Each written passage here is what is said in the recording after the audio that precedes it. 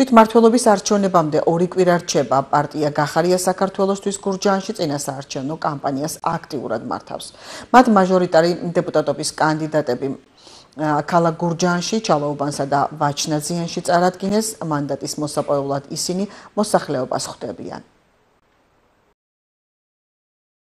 პირველ რიგში ჩვენ თვითმმართველობას გავხდით სახალხო თვითმმართველობა. სახალხო თვითმმართველობა გულისხმობს, რომ ადგილობრივი სოფლების ბიუჯეტირება მოხდება მათი ჩართულობით.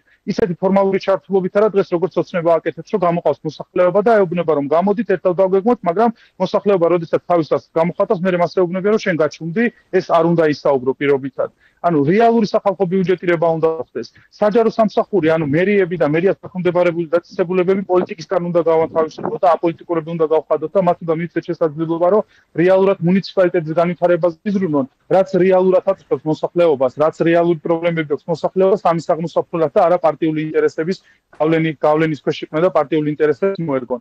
და ჩვენი გუნდი პირდება იმას, რომ რაც ვერ გააკეთა 3 წლის წინ მოსულმა ხელისუფლებაში ქართულმა ოცნებამ, გაზიფიცირება მოხდება უმოკლეს დროში, იმ სოფლებში, სადაც დარჩენილი არის, ინტერნეტიზაცია მოხდება ყველა სოფლის, რომელშიც ინტერნეტი არ არის შეყვანილი, ინფრასტრუქტურული პროექტები განხორციელდება მყისიერად და ხარისხიანად, რომელსაც არ დაშირდება 2 წელში და წელიწადნახევარში ცვლილება, რაც რეალურად მუნიციპალიტეტს კარგად განვითარებული ინფრასტრუქტურა მისცემს შესაძლებლობას, რომ ტურისტული პოტენციალის განვითარდეს მუნიციპალიტეტზე. ჩვენი გუნდი ამას